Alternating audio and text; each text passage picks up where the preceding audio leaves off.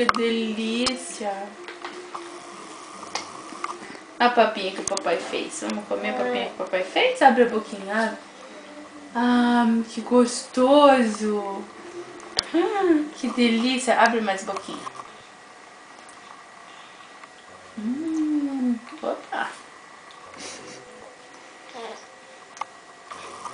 Pede mais.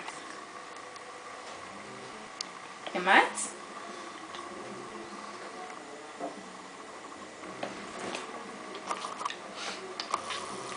Abre a boquinha. Ele já sabe que eu vou abrir a boca. Que delícia, né, filho? Com carninha. Olha, mais. Ai, que gostoso. Tô almoçando no horário certo hoje. Quase certo. Tá melhor que antes, né? É, ué. Antes era janta. Ai, E qual que é o cardápio de hoje, Murilo? hoje é um soufflé de abóbora com carne e alho, muito alho. Caldinho de feijão da vovó Madalena, não pode faltar. A abóbora que o papai cozinhou com carne e alho. Que delícia essa abóbora. É melhor que a batata, né, mamãe?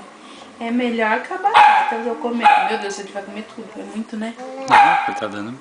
Mas eu dei muito, muito. Cabe, filho, ainda? Claro que cabe.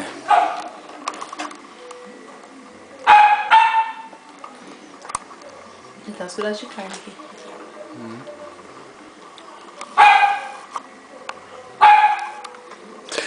Epa! Agora não quer mais. Agora chega, tô cheio. O meu pratinho quase acabando. Olha aí, tá quase vazio.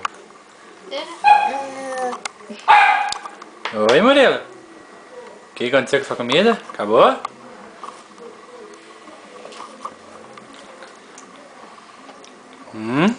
Ai, gostoso. É o quê? Ah, sério? Tá gostoso, filho? Tá gostosa a comida? Tá ou não tá? Tá gostoso, filho? Tá bom? Oh, tá bom, eu vi. Tá bom. Quer mais? Você quer mais? Quer mais? Quer mais, Murilo? Quer, filho? Quer ou não quer? Murilo? Ah, eu só vou dar se você responder. Quer mais? Murilo, quer mais?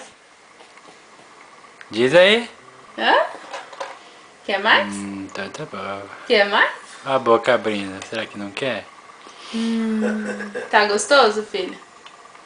Tá gostoso? Ai, tá gostoso? Oi? Murilo? Como que tá o almoço? Como que tá, filho, o almoço? Conta pra mamãe. Opa! Tá bom?